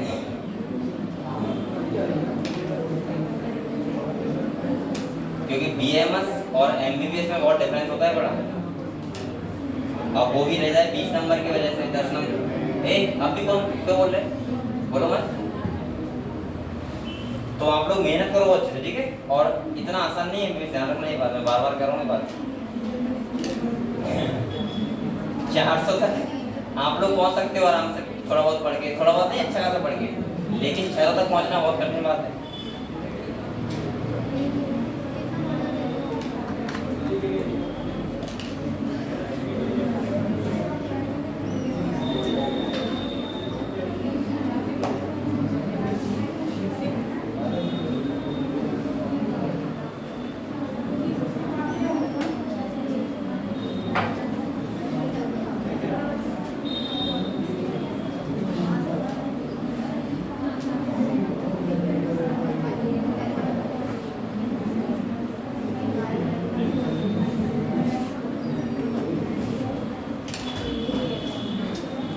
आज बच्चे बारिश में से कम आए क्या?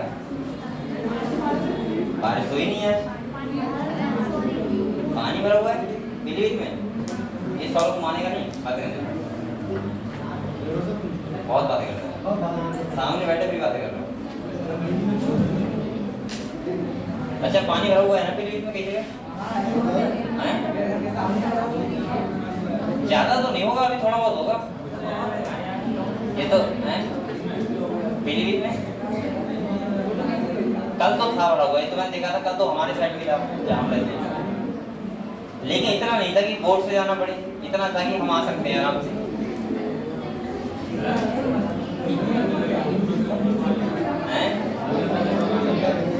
सुनने दो बात, हाँ बताओ।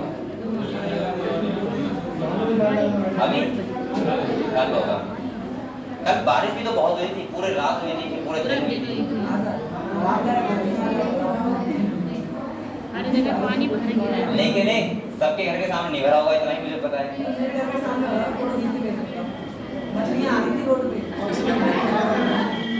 तो पकड़ लेता मछलियों को, क्या करेगा?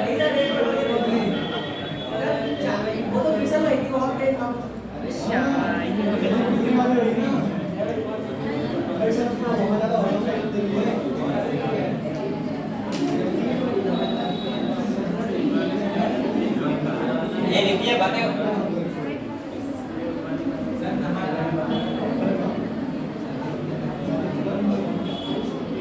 आपको पता नहीं है पीलीभीत में सबसे ज्यादा पानी भरा था, वो रहा था 2008 में, पता है हम लोग क्या? आज तक का सबसे ज्यादा का रिकॉर्ड है पीलीभीत का 2008 का।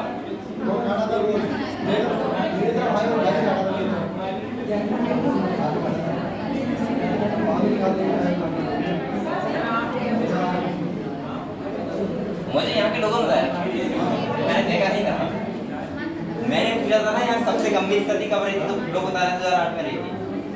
2008 में मैंने सुना था कि यहाँ के पीलीभीत के लगभग हर रोड पे पानी था, ऐसा कोई रोड नहीं था पानी ना।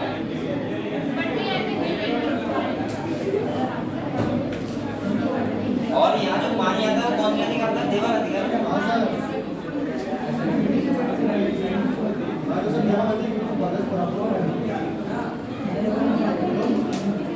चलो होगी बातें।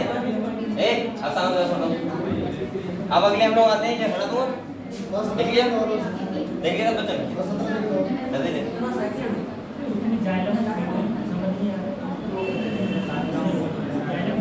इसमें बेटा ये वाला ऊपर वाला फ्रेम है और नीचे वाला जाएगा।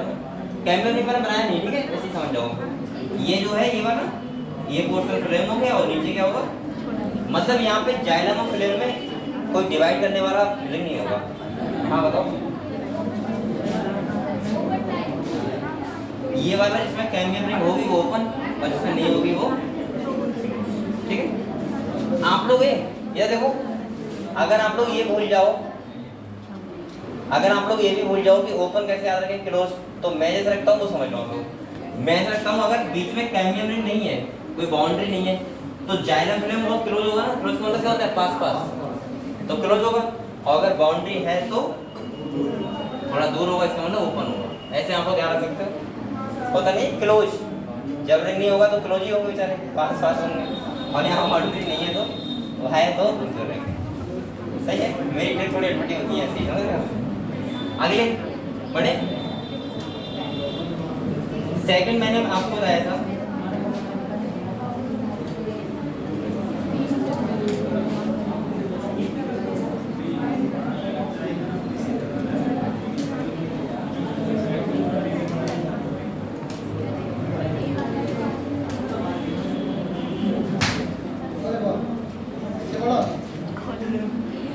बेटा, तुम लोग बहुत बातें कर रहे हो, ध्यान रखना।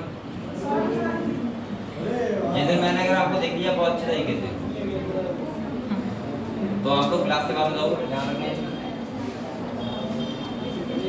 इसलिए बातें लिमिट में करो, जब मैं करवा दूँ तब।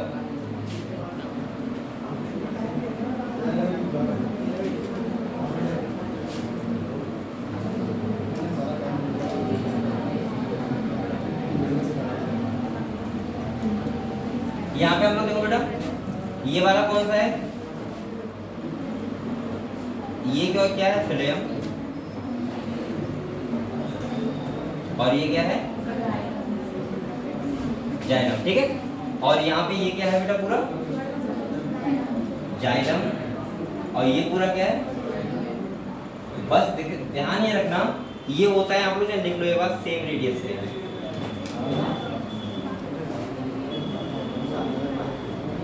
जाइलम एंड फ्लेम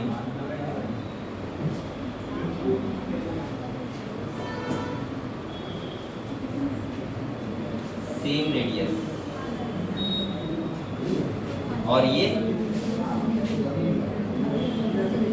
कैसे होंगे?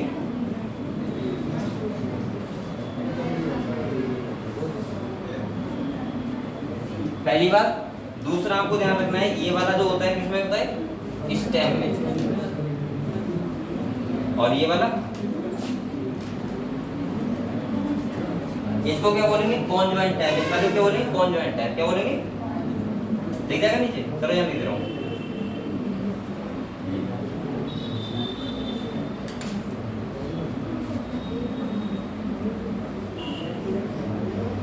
और ये वाला कौन सा होगा? रेडियल।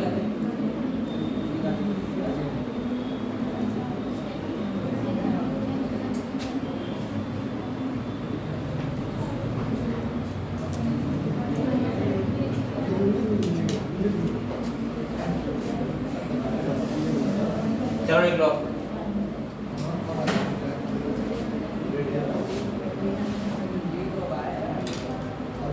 तो यहाँ पे हम बोल सकते हैं कॉन्जॉइंट ओपन और टैब, वो क्लोज किस बेस पे? कैम्बियम के, क्योंकि सेम रेडियस पे होगा इसका मतलब, ठीक है। और डिफरेंट पे होगा तो रेडियल टैब, ठीक है। लिख रहे हैं आप लोग सभी लोग?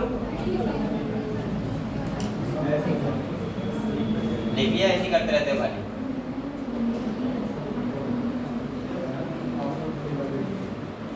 आप लोग यही लिख लिया करो, फोटो ले लेते हो जल्दी है।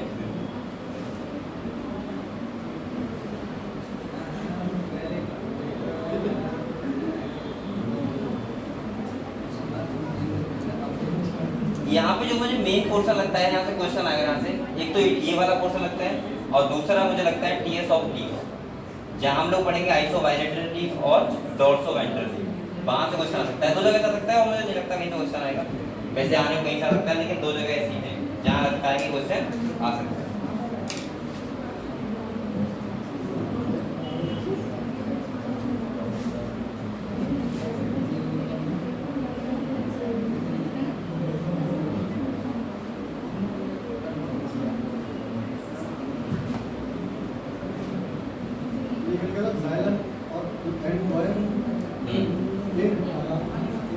Same radius.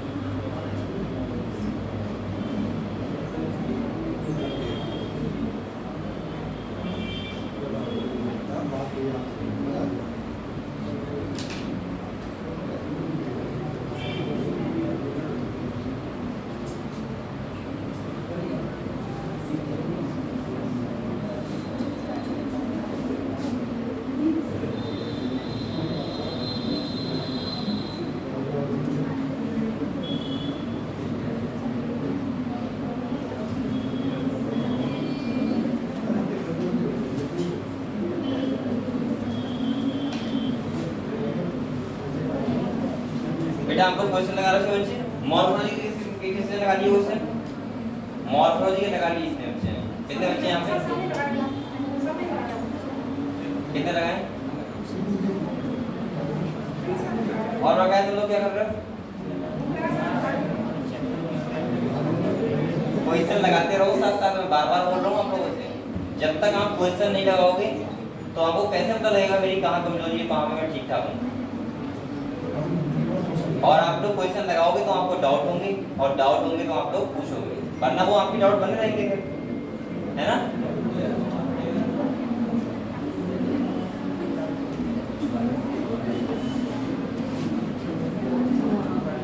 ये बना लिया आप लोगों ने, लिख लिया? लिख लिया? चलो किताब पढ़े। ठीक, तो आप लोग समझ गए, मुझे लगा समझ गए होगा सब लोग। अब देखो आप लोग जो एनसीईआरटी पढ़ोगे तो आपको अब से लगेगा पढ़ते।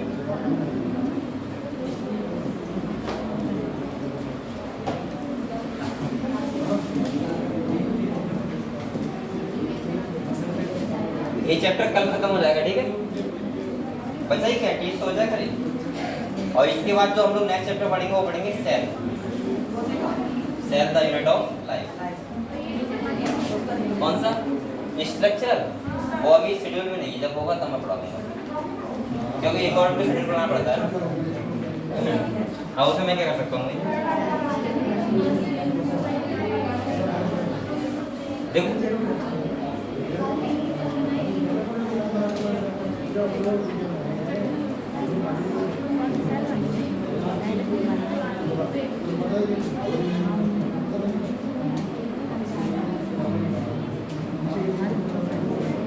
यहाँ देखो आप लोग, आपको 3 डायग्राम दिख रहे हैं यहाँ पे। बेटा आप बात मत करो, किताब निकाल लो, क्यों बोल रहे हैं आप लोग? आपको यहाँ पे 3 डायग्राम दिखेंगे, जिसमें मैंने जो अभी आपको 4 बनाए थे, यहाँ पे कितने? 3 है, ठीक है? अब देखो यहाँ पे ये वाला कौन सा टाइप है बताओ? रेडियल, साफ साफ दिख रहा है। ये वाला बताओ? Conjoint close. और ये वाला कौन सा है? समझ गए आप लोग? देख के बता दोगे, बस क्वेश्चन नहीं तो आएगा, नीट में अगर आएगा तो डायग्राम देखिए कैसे। देखो मैंने आपको क्या समझाया था? मैंने समझाया था आपको कि बेटा अगर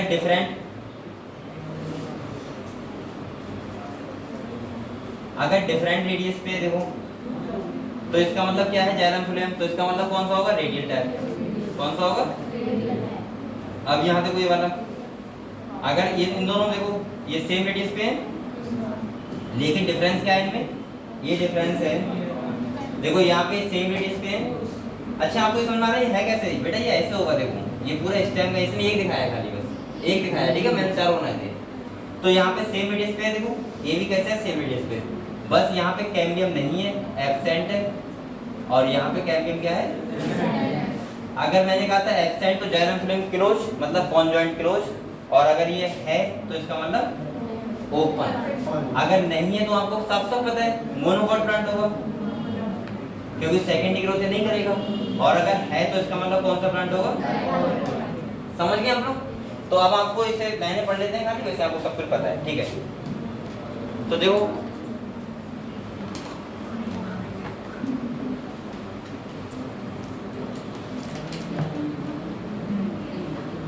कह रहे थे vascular system consist of complex tissue. एक किस टाइप का पार्ट है? कॉम्प्लेक्स टिश्यू का पार्ट है। और वो कौन सा? Parenchyma, collenchyma, mesenchyma, simple tissue. और ये कौन सा है? कॉम्प्लेक्स। इसमें आता है जाइलम और फ्लोएम। कह रहे थे phloem and the xylem, the xylem and the phloem together constitute, हम क्या बोलते हैं इसको मिला के? Vascular bundle. क्या बोलते हैं बेटा? कह रहे in dicotyledonous system cambium is present. आपको पता है क्योंकि डाइकोट प्लांट में कैम्बियम क्या होता है? प्रेजेंट होता है बिटवीन फ्लोएम एंड, और कह रहे such vascular bundle because of the presence of cambium possess the ability to form secondary xylem. इसका मतलब है सेकेंडरी ग्रोथ। क्या मतलब बेटा? जहां पर लिख लो सेकेंडरी ग्रोथ, इसका मतलब है कि प्लांट क्या करेगा? सेकेंडरी ग्रोथ करेगा। And phloem tissue and hence are called open vascular bundle. तो इन्हें साफ साफ लिखा है कि कैम्बियम अगर प्रेजेंट है तो इसका मतलब यह है कि सेकेंडरी ग्रोथ प्लांट करेगा, और करेगा तो कौन सा प्लांट होगा? Dicot plant. और डाइकोट प्लांट है, इसका मतलब ये वेस्कुलर बंडल कौन सा होगा? Open vascular bundle. समझ गए आप लोग? ठीक है। अगले कह रहे हैं in the monocotyledonous the vascular bundle have to cambium present in them. क्या बात कर रहा है? Vascular bundle have no, sorry मैं नो भूल गया। कह रहा है cambium present in them hence since they do not form secondary tissue they are referred to as closed. मैंने कहा था कि अगर कैम्बियम नहीं है तो उसको क्या बोलते हैं? Close type. और क्लोज होगा इसका मतलब कैम्बियम नहीं है तो सेकेंडरी ग्रोथ प्लांट नहीं करेगा, और सेकेंडरी ग्रोथ अगर प्लांट नहीं करेगा तो इसका मतलब कौन से प्लांट में होगा? मोनोकॉट में। ठीक है। कह रहे हैं when xylem and phloem within a vascular bundle are arranged in the alternate manner along the different radius. अगर बेटा जाइलम फ्लोएम का अरेंजमेंट कैसा है? डिफरेंट रेडियस पे। यहाँ पे देखो तो यहाँ पे कह रहा है the arrangement is called radial such as, किसमें होता है? रूट में। समझ गए आप लोग? इस तरह बनाते रहा करो, मैं बनाता हूँ, ये दिखाने के लिए बनाता हूँ आपको। आप लोग भी कॉपी लेके बैठो और एनसीईआरटी लेके बैठो आप लोग, और जहाँ जहाँ पे मैंने स्टार बनाया वहाँ बनाते रहो आप लोग साथ साथ। ठीक है। और जहाँ जहाँ अंडरलाइन करवाया वहाँ भी करते रहो साथ साथ। ये बहुत काम आएगा जब आप पेपर देने जाओगे तो, और पेपर से 10 दिन पहले तो बहुत ज्यादा काम आएगा।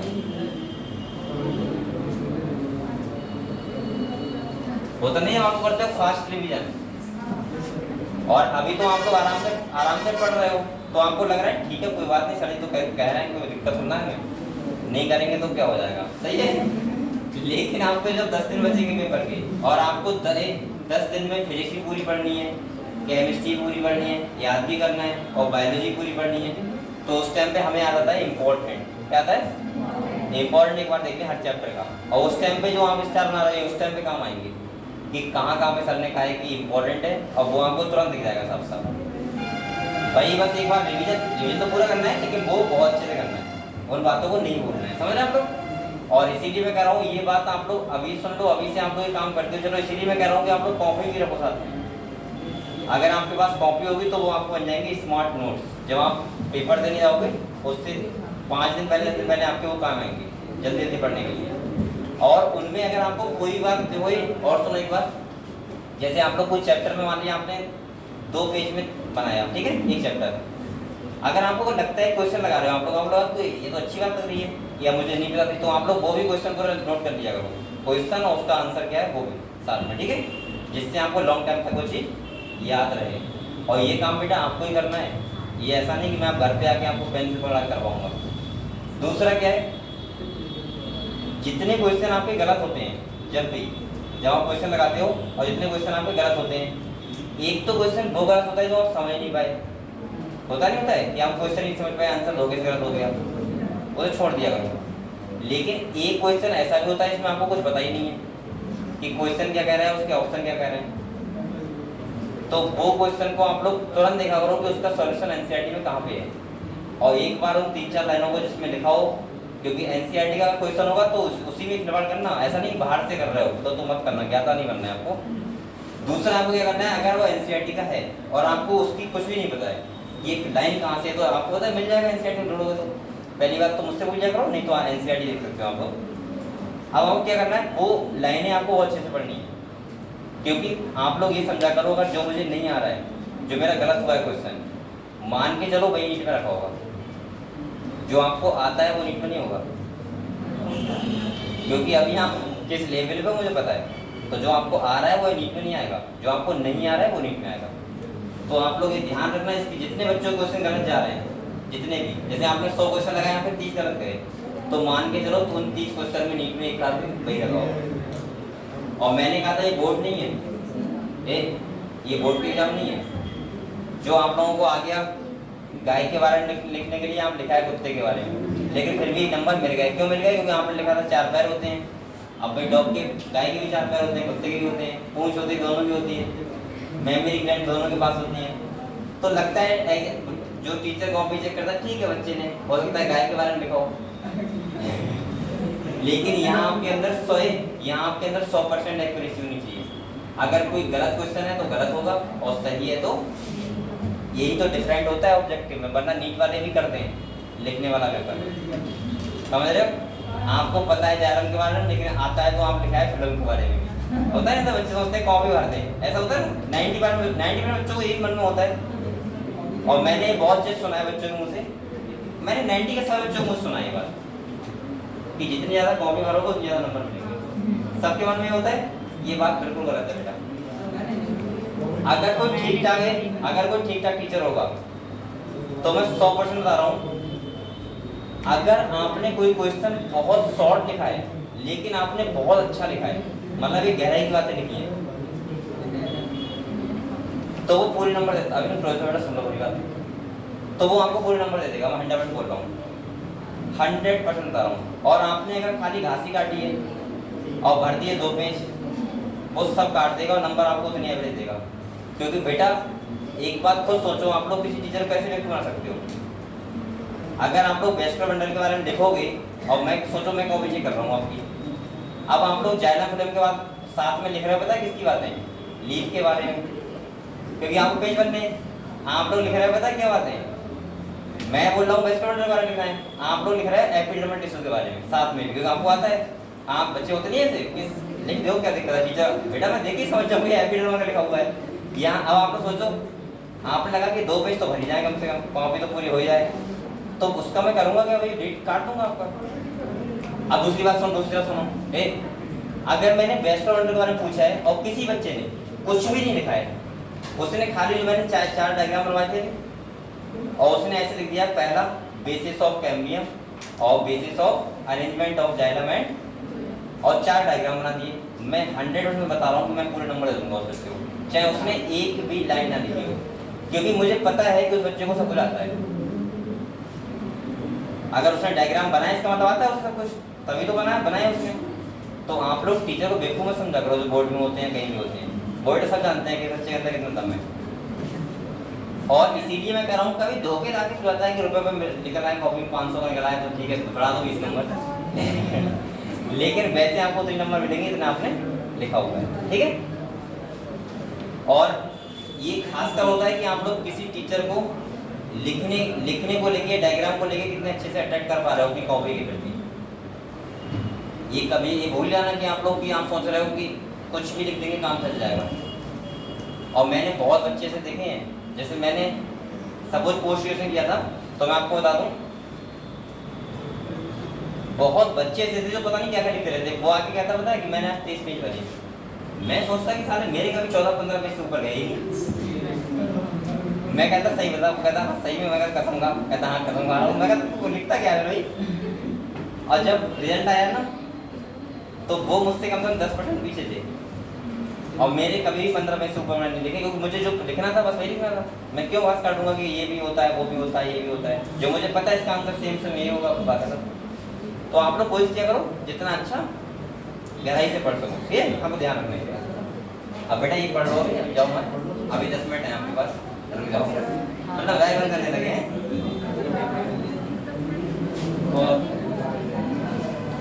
यहाँ देखो ये कह रहा है radial such as in root, root में होता है बेटा। इसके बाद कह रहा है conjoint type of vascular bundle, the xylem and phloem are jointly situated along the same radius. कहाँ होता है बेटा? और मुझे लग रहा है यहाँ से क्वेश्चन आएगा, वो पता है कैसे आएगा? स्टेटमेंट से आएगा, और वो आपसे यही आएगा कि सेम रेडियस है डिफरेंट रेडियस, या फाउंड इन स्टेम या फाउंड इन रूट, या कॉन्जॉइंट ओपन या कॉन्जॉइंट क्लोज। ये 3-4 बातों में आपको लगाएगा, और आप लोग अगर बहुत चीजें आपको पता है तो आप लोग क्वेश्चन आराम से ठीक करोगे, ठीक है। अगले बेटा कह रहा है यहाँ पे such vascular bundle are common in stem, किसमें होता है और किसमें होता है? लीफ में the conjoint vascular bundle usually have the phloem located only on the outer side of, मैंने सब बोला है कि जाइलम के आउटर साइड में क्या होता है? फ्रेम होता है, और इनर साइड में क्या होता है?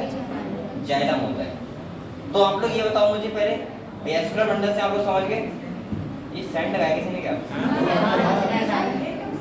कौन है यहाँ पे? परफ्यूम लग रहा है ना, इससे किसी ने लगाया? ठीक है। अच्छा लग रहा है ना, बेकार कोई लग रहा है ना, तो ऐसे क्यों कर रहा है? अभी किसी ने डाली है।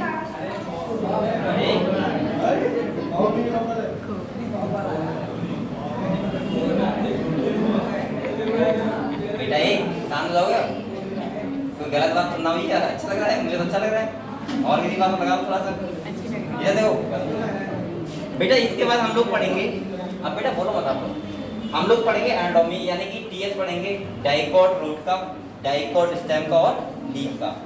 देखो यहाँ पे हमको पढ़ना कैसे है, ये क्या है बताओ? ये क्या है? ये रूट है, क्या है? रूट है। इसके बाद हम लोग, ये क्या है बेटा? स्टेम है। ये अंदर का सेक्शन काटा है, और अंदर आपने कभी वो पढ़ा, वो बनाया है आप लोग 12th में होंगे तो आपने बनाया होगा स्लाइड, बनाई कैसे चल रही? अरे आपने नहीं किया था वो? प्रैक्टिकल नहीं किया आप लोगों ने? वो देते थे ऐसे स्टेम देते थे, उसको ब्लेड से हल्के से काटना पतला सा, उसके बाद उसको वो क्या होते हैं मैं भूल गया, अब तो 11th में हुआ होगा। उसके बाद आपको माइक्रोस्कोप में देखना कि क्या क्या होता है, ये होगा आप सब लोगों ने? हाँ किया होगा, मैंने भी किया था बेटा। तो बेटा अगर आपने वो किया होगा तो मुझे लग रहा है कि आप लोगों को दिख रहा होगा ये सब चीजें। अगर आपने नहीं किया तो आपको लगेगा पता नहीं क्या है। सुनो, अगर आप लोग माइक्रोस्कोप में देखोगे तो आपको बेटा, यहाँ देखो, अगर आप लोग स्टेम देखोगे उस बेस सेक्शन, तो आप लोगों को बेटा ऐसा दिखेगा कुछ, ये वाला, ठीक है? अंदर से ऐसा दिखेगा, और ये दिख जाएगा साफ साफ, आपको लग रहा है ये ऐसे दिखेगा। और जब आप ऐसे देखोगे डाइकॉट वाला तो कैसे दिखेगा? ऐसा। और ये आपके वो टीचर्स ने हो सकता है ना कर पाए हो, लेकिन बहुत जगह ऐसा होता है ना, एक्सपेरिमेंट सारे होते हैं, ठीक है? बहुत सारे होते हैं। अगर लैब होगा तो करवाया होगा, लैब नहीं होगा तो सकता ना करवाया होगा। और उसके बाद जो सबसे इम्पोर्टेंट पोर्शन लीफ का है वो कौन सा है? ये यहाँ पे एक क्वेश्चन मुझे लग रहा है आ ही जाएगा, डाइकॉट और मोनोकॉट लीफ से। ये आपको पता होगा। देखो आप लोग अगर देखोगे, आपको लीफ को देखोगे तो आपको एक बात और समझ में आता होगा कि डाइकॉट लीफ देखोगे तो अलग टाइप से दिखती है आपको, और मोनोकॉट, अब ये मत कहना बीनेशन देख के सर, वो तो होता ही होता है, लेकिन और भी आपको दिखता होगा। देखो आपको ये लगता है कि आपकी जो मोनोकॉट लीफ होती है दोनों तरफ से कैसी होती है? दोनों साइड से। अरे आपने गेहूं की लीफ नहीं देखी क्या? तो ये बताओ, आप लोग क्या पहचान पाते हो कि ऊपर और नीचे वाली साइड अलग अलग है? पहचान तो लोगे आप लोग, होशियार बहुत हो, मुझे पता है पहचान लोगे कि सर तुम्हारी ये है जो, लेकिन नॉर्मली आप नहीं पहचान पाओगे, बहुत ज़्यादा डिफरेंस नहीं होता है ना। लेकिन कंपेयर टू डाइकॉट लीफ के, जैसे आप लोग आम का पत्ता लेके आओ, मैंगो का, उसमें आप साफ साफ बता दोगे स्मूथ वाली साइड ये है सर, और पीछे वाली जो कैसा होता है रफ साइड कौन सी है? ये वाली है, बता दोगे ना? ये आप लोग नहीं बताओगे क्योंकि उसका अरेंजमेंट ऐसा होता है। अगर आप लोग देखोगे तो जो, इसीलिए आपको पता है अगर हम लोग मोनोकॉट लीफ को बोलते हैं तो पता है क्या बोलते हैं? आइसोबाइलेटरल लीफ। और अगर हम लोग डाइकॉट लीफ को बोलते हैं तो बोलते हैं डॉर्सोवेंट्रल लीफ। जिससे क्योंकि हमें डाइकॉट लीफ में साफ साफ दिखता है कि वेंट्रल साइड कौन सी है और डॉर्सल साइड कौन सी है। और अगर हम मोनोकॉट लीफ की बात करें तो हमको साफ वहां पे नहीं दिखता है कि वेंट्रल साइड कौन सी है। और इसका रीजन पता है क्या है? जो मीजोफिल सेल होती है वो दो टाइप की होती है, एक होते हैं स्पॉन्जी टाइप और एक होते हैं पेरिसेट टाइप। जो मोनोकॉट लीफ होती है उसमें दोनों साइड में कौन से होते हैं? स्पॉन्जी। और जो डाइकॉट लीफ होती है उसमें एक साइड होते हैं स्पॉन्जी और एक साइड होते हैं पेरिसाइड, इसीलिए पेरिसाइड। इसीलिए यहाँ पे डाइकॉट लीफ जो होती है, इसीलिए उसमें क्या होता है, एक तरफ जो साइड होती है वो रफ होती है, एक तरफ कैसे होती है, स्मूथ। और मुझे लग रहा है जो सबसे इम्पोर्टेंट पोर्शन है इस टॉपिक का, मैं इस चैप्टर का बोलूँगा, वो बेटा ये लीफ पार्ट है, जहाँ से मुझे लग रहा है 100% क्वेश्चन आएगा। सही है। एक तो मैंने बताया था वेस्टरमेंटल, एक बताया था ये। और वैसे तो एनसीईआरटी से मतलब नीट में इतने सिंपल क्वेश्चन आते हैं कि आप लोग तो कह रहे हैं ये आ गया, है ना। तो हम लोग ये पढ़ेंगे, इसके बाद हम लोग ये पढ़ेंगे और ये चैप्टर कर लिया क्या हो जाएगा खत्म। और इसके बाद हम लोग पढ़ेंगे सहसा यूनिट ऑफ लाइफ। अच्छा मैं क्वेश्चन पूछ रहा हूँ देखो, अब यहाँ पे जाओ एक 2 मिनट हो गया। टेस्ट आपका होगा अभी इससे अगले वाले, और मुझे लग रहा है अगले सैटरडे भी होगा। आज है देवसर की क्लास ऑनलाइन है, और आप लोग सही बच्चे क्लास में आने की कृपा करें, कृपा ना करें तो आना है, समझ रहे हो। आप तो ऐसे कह रहे थे, मैं इन्वाइट कर रहा हूँ, आपका ही फायदा समझ रहे हो। और दूसरा क्या है, मेहनत करो थोड़ा सा, क्वेश्चन आंसर लगाते रहो। और जो बच्चे एब्सेंट रह रहे हैं ये बड़े, मैंने क्या बताऊँ, अब कौन कौन एब्सेंट था कल मैं पूछता हूँ बेटा, छुट्टी करना बहुत गंदा लगता है मुझे। आप लोग अगर आप लोग नीट की तैयारी कर रहे हो, इतने रेगुलर नहीं है तो क्यों कर रहे हो, घर में बैठो। नीट इतना आसान नहीं, इतना समझ रहे हो कि जब आए तब चले आए, जब नहीं आए तो नहीं आए, यहाँ आपको आना ही होगा पढ़ने, ठीक है। चलो ठीक है, कल पढ़ते हैं फिर, ठीक है।